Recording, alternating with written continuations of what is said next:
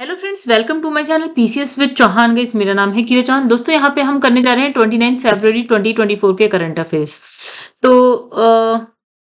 Guys, अगर आप लोग को कोई क्वेरी है, आपको पीडीएफ रिलेटेड कोई भी हेल्प चाहिए, तो आप यहाँ पे मेरा व्हाट्सएप नंबर, टेलीग्राम पेज देख सकते हैं। यहाँ से आपको हेल्प मिल जाएगी। कोई नोटिफिकेशन है, पीडीएफ रिलेटेड हेल्प है, प्रीवियस क्वेश्चन पेपर है, आपको सब मिल जाएंगे। ठीक है। और दोस्तों, अगर आप लोग घटना चक्र की वीडियोस देखना चाहते हैं तो आप मेरे चैनल की प्लेलिस्ट में जाइए, वहां मिल जाएगा। फिलहाल अभी हम करने जा रहे हैं करंट अफेयर्स। चलिए, क्वेश्चन नंबर 1 से स्टार्ट करते हैं। अगर एक विनती है आपसे, अगर आपको पसंद है तो वीडियो को लाइक करिएगा एंड चैनल को सब्सक्राइब करिएगा एंड शेयर करिएगा ज्यादा से ज्यादा। देखिए, क्वेश्चन नंबर 1 क्या है। हाल ही में किस बैंक ने वित्तीय साक्षरता सप्ताह 2024 का आयोजन किया है? तो देखिए, आंसर है हमारा आरबीआई। आरबीआई मतलब भारतीय रिजर्व बैंक। ठीक है। तो इसने क्या करा, 26 फरवरी से 1 मार्च 2024 तक आयोजित अपने वार्षिक वित्तीय साक्षरता सप्ताह यानी कि एफएलडब्ल्यू अभियान के माध्यम से युवा वयस्कों के बीच क्या है, वित्तीय साक्षरता को बढ़ावा दे रहे हैं। थीम की अगर हम बात करें तो करो सही शुरुआत, बनो वित्तीय स्मार्ट। ठीक है। अब ये वित्तीय साक्षरता सप्ताह के 3 जो है विशेष संदेश क्या है। पहला, बचत और कंपाउंडिंग की शक्ति। दूसरा हो गया छात्रों के लिए बैंकिंग आवश्यकता है। तीसरा हो जाता है डिजिटल और साइबर स्वच्छता। ठीक है। नेक्स्ट पे आते हैं, तो इनमें हाल ही में किस देश ने तंबाकू विरोधी कानून को निरस्त किया है? तो हमारा जो आंसर है वो है न्यूजीलैंड। देखिए क्या है, क्रिस्टोफर लक्सन की गठबंधन वाली सरकार ने भावी पीढ़ियों के लिए तंबाकू की बिक्री पर प्रतिबंध लगाने वाले जो कानून थे उसको क्या कर दिया गया है, निरस्त कर दिया, जो मूल रूप से जैकिंडा आर्डेन के कार्यकाल में ये आया था, कानून बना था। ठीक है। इस कानून का उद्देश्य क्या था, 1 जनवरी 2009 के बाद जन्मे जितने भी व्यक्ति हैं उनको तंबाकू की बिक्री पर क्या करना है, प्रतिबंध लगाना था, और साथ ही निकोटिन सामग्री को कम करना था, और तंबाकू खुदरा विक्रेताओं को 90% से भी अधिक कम करना था। ठीक है। हालांकि अब जो है ये कानून क्या हो गया है गाइस, निरस्त हो गया है। चलिए, नेक्स्ट क्वेश्चन। हाल ही में मुख्यमंत्री प्रोफेसर डॉक्टर क्या लिखा है, माणिक शाह ने दूसरे राज्य स्तरीय शहरी समृद्ध उत्सव का उद्घाटन किया, मतलब किया है, और किस स्थान पर किया है? ठीक है। देखिए, यहाँ पे क्या है, अगरतला, कहाँ पे, त्रिपुरा में। तो इसमें लिखा है मुख्यमंत्री प्रोफेसर डॉक्टर माणिक शाह ने अगरतला के चिल्ड्रन पार्क में त्रिपुरा शहरी आजीविका मिशन के द्वारा आयोजित दूसरे राज्य स्तरीय शहरी समृद्ध उत्सव का उद्घाटन किया है, और इस आयोजन का उद्देश्य शहरी आजीविका के अवसरों को बढ़ावा देना है। दूसरा, क्षेत्र में महिलाओं को सशक्त बनाना है। Next question. हाल ही में किस समूह ने स्थानीय रक्षा कारखानों में $362 मिलियन का निवेश किया है? तो आंसर आप देख पा रहे हैं, अडानी समूह ने। तो देखिए, गौतम अडानी के समूह ने उत्तर भारत में 2 रक्षा सुविधाओं का उद्घाटन किया है, जो 30 अरब रुपए यानी कि $362 मिलियन के निवेश का प्रतिनिधित्व करता है। अडानी डिफेंस एंड एरोस्पेस द्वारा स्थापित ये सुविधाएं रक्षा विनिर्माण में आत्मनिर्भरता की दिशा में भारत के अभियान को दर्शाती है। देखिए, उत्तर प्रदेश के कानपुर में स्थित 500 एकड़ में फैला हुआ है, और इसका उद्देश्य सशस्त्र बलों, अर्धसैनिक बलों, पुलिस के लिए छोटे, मध्यम, बड़े कैलिबर गोला बारूद का उत्पादन करना। नेक्स्ट, हाल ही में राष्ट्रीय विज्ञान दिवस 2024 कब मनाया गया? तो कब मनाया गया? 28 फरवरी को। तो देश भर में 28 फरवरी के दिन को राष्ट्रीय विज्ञान दिवस यानी कि नेशनल साइंस डे के रूप में मनाया जाता है।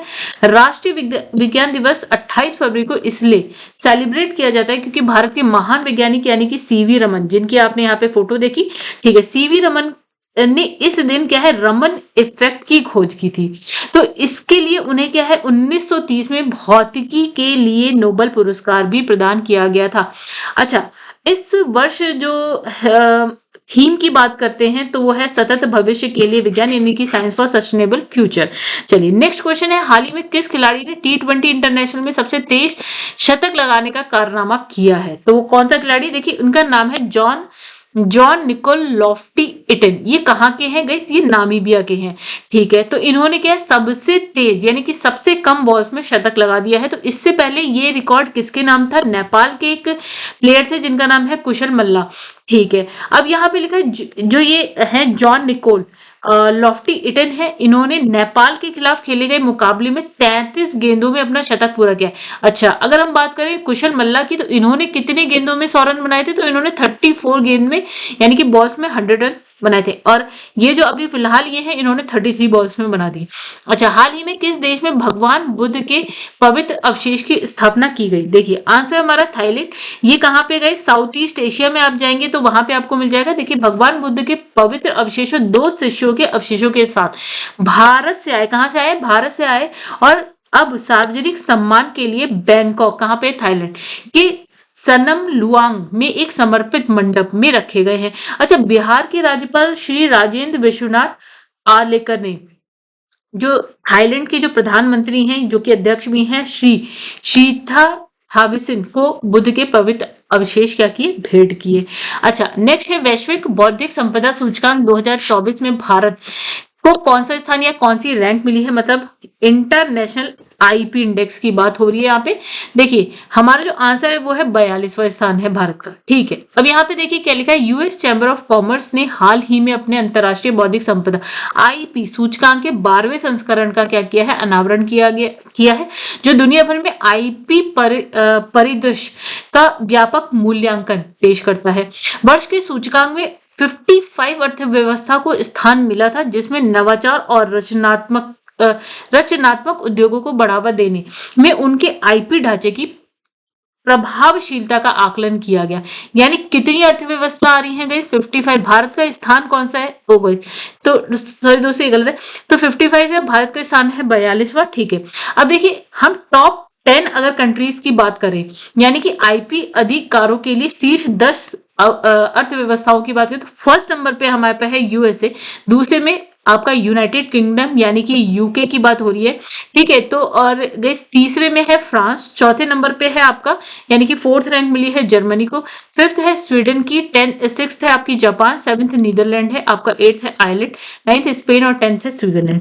ठीक है, तो आप मैक्सिमम यहाँ पे क्या देख पा रहे होंगे गाइस, ये हो गया जर्मनी, फ्रांस, यूके, ये सब नीदरलैंड, आयरलैंड, ये सब मैक्सिमम आप देखेंगे ना यूरोप के कंट्रीज आते हैं। अच्छा, हाल ही में पीएम नरेंद्र मोदी ने किस राज्य में इसरो के दूसरे स्पेस पोर्ट के निर्माण की आधारशिला रखकर शुरुआत की। ठीक है, तो आंसर है किस राज्य में है, तमिलनाडु। देखिए पीएम मोदी ने तमिलनाडु के कुलसेकरपट्टनम में इसरो के दूसरे स्पेस पोर्ट के निर्माण की आधारशिला रखकर इसकी शुरुआत की। इस परियोजना पर जो है 950 करोड़ रुपए की लागत आई। इसका अनुमान आया है कि 950 करोड़ रुपए लगेंगे। इसका उद्देश्य उपग्रह प्रक्षेपण एक यानी कि जो आप सैटेलाइट लॉन्च करते हैं वो, विशेषकर छोटे उपग्रह की बढ़ती मांगों को पूरा करना है। देखिए हाल ही में पीएम मोदी द्वारा गगनयान मिशन और इसरो परियोजनाओं का उद्घाटन किस स्थान पर किया गया, तो आंसर आपका है गाइस तिरुवनंतपुरम। कहाँ पे है आपका, ये है केरल में। प्रधानमंत्री नरेंद्र मोदी ने केरल के तिरुवनंतपुरम में विक्रम साराभाई अंतरिक्ष केंद्र की अपनी यात्रा के दौरान भारत के पहले मानव अंतरिक्ष उड़ान मिशन गगनयान के लिए प्रशिक्षण ले रहे 4 पायलटों की पहचान का खुलासा कर दिया है।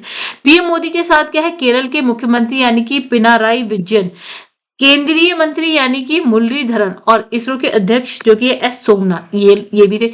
और वो जो 4 यात्री हैं जो मतलब अंतरिक्ष यात्री होंगे, उनके नाम देखिए, group captain P Balakrishnan Nair, और एक हो गया आपका ग्रुप कैप्टन अजीत कृष्णन, और ग्रुप कैप्टन अंगद प्रताप, और wing commander S Shukla. Guys आप इनकी यहाँ पे फोटो देख सकते हैं जिनसे प्रधानमंत्री मोदी मिल रहे हैं।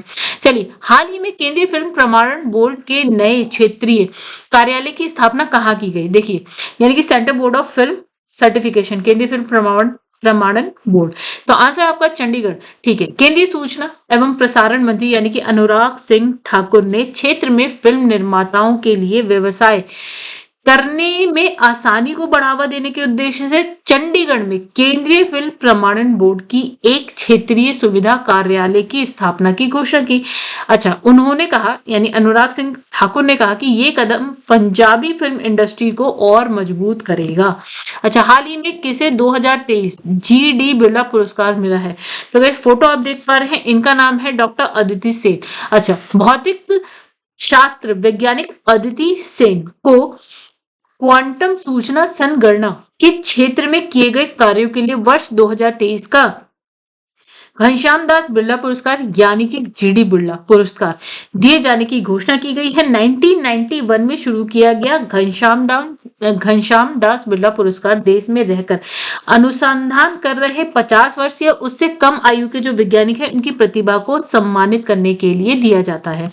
नेक्स्ट, हाल ही में किसे देश के नए लोकपाल के रूप में नियुक्त किया गया, फोटो आप देख रहे हैं, नाम है इनका अजय माणिकराव खानविलकर। अच्छा, न्यायाधीश हैं, न्यायाधीश अजय माणिकराव खानविलकर देश के नए लोकपाल होंगे और राष्ट्रपति द्रौपदी मुर्मू ने 6 सदस्यों के साथ उनकी नियुक्ति की है। न्यायाधीश लिंगप्पा नारायण स्वामी, न्यायाधीश संजय यादव और न्यायाधीश ऋतुराज अवस्थी लोकपाल के न्यायिक सदस्य होंगे और लोकपाल के अन्य सदस्य सुशील चंद्र, पंकज कुमार, अजय तिवारी ये है। नेक्स्ट क्वेश्चन, राष्ट्रपति भवन में पर्पल फेस्ट का आयोजन किया गया। अच्छा, पर्पल फेस्ट किस मंत्रालय द्वारा आयोजित किया जाता है?